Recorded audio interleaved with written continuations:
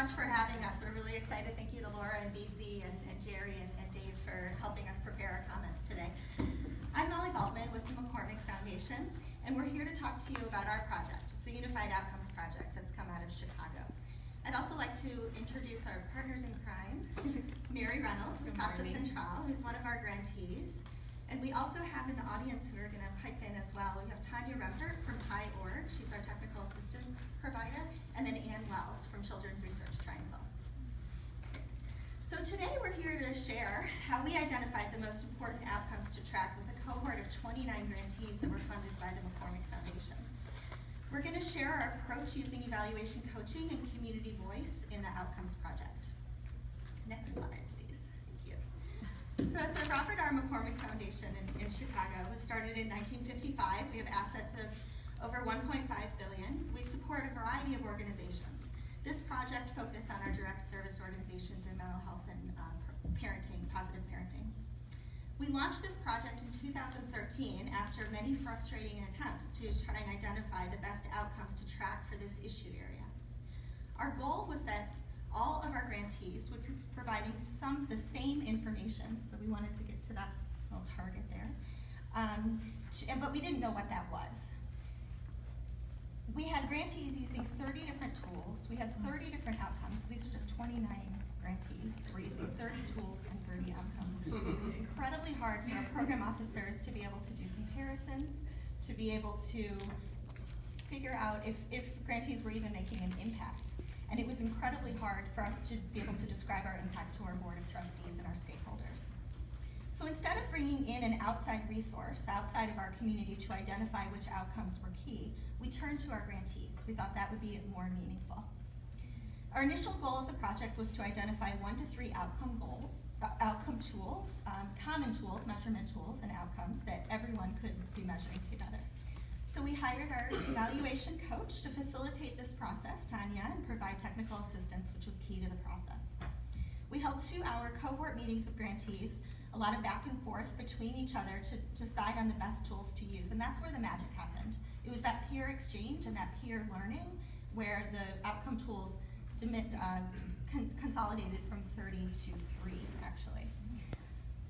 Once we had decided on the 3 tools with the grantee input, we required implementation of those tools and then offered Tanya as an evaluation coach to be able to hold their hands in implementing these tools. And Mary's going to talk to you about her experience as a grantee.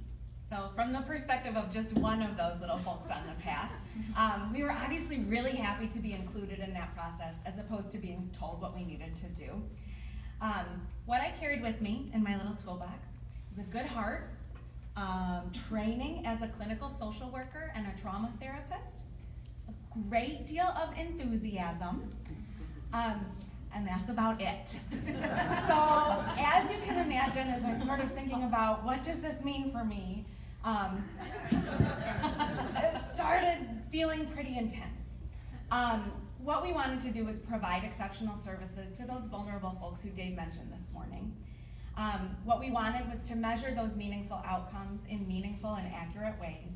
But what we needed to be able to do that was help, help. And fortunately, the foundation sort of heeded that exceedingly desperate cry and continued to offer us support.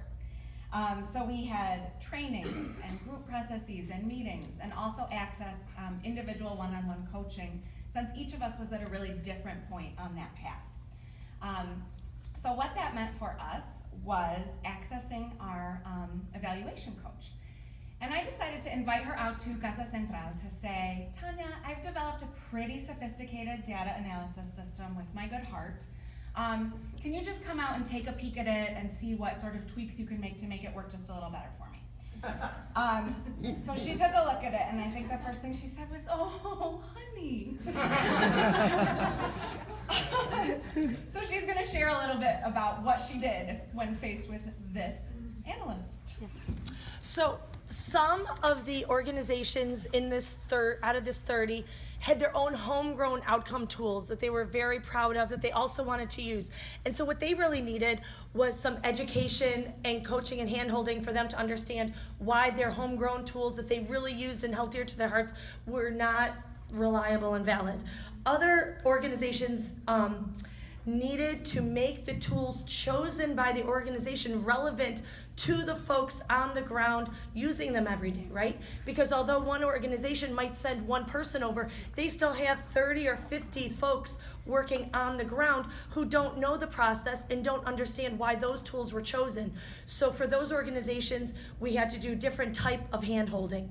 We also were able and needed to develop Excel spreadsheets for them to aggregate their individual outcome tool measures so that they could use them to make decisions and improve programs and even make decisions about professional development and where their services would go in the future.